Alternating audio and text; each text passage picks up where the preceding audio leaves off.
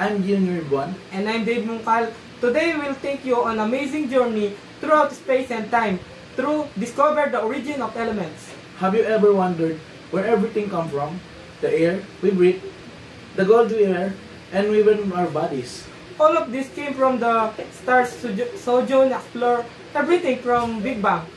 All of this came from the star, so join us we explore how the universe created everything, from the Big Bang theory to the birth of star, and finally to the creation of planet Earth.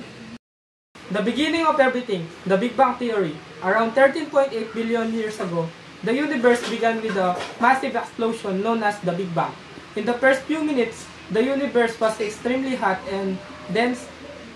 It expanded and cooled. The first elements were formed hydrogen, helium, and small amount of lithium. These were the first and simplest elements. The universe were no star or planets yet, just of cold gas floating throughout space. Stellar nucleosynthesis, the creation of elements inside the stars. After the universe formed, massive clouds of gas and dust gathered to create stars. Inside these stars, temperature reached millions of degrees, such as extreme heat. Atoms began to fuse together, a process called nuclear fusion. This process is known as stellar nucleosynthesis, which means the creation of elements inside the stars. In smaller stars, hydrogen atoms fuse to form helium, but larger star fusion continues, forming heavier elements such as carbon, oxygen, nitrogen, and even iron. These elements become the main ingredients of everything, from planets to everything we see us around. Without stellar nucleosynthesis, the universe would be empty and lifeless. Supernova explosion, the birth of heavy element, but stars don't last forever. When a massive star runs out of fuel, it collapses under its own gravity and explodes in a supernova. During this explosion, the temperature and pressure rise so high that new heavier elements are formed, such as gold, silver, and uranium. The explosion spreads these elements across space, mixing them with clouds of gas and dust.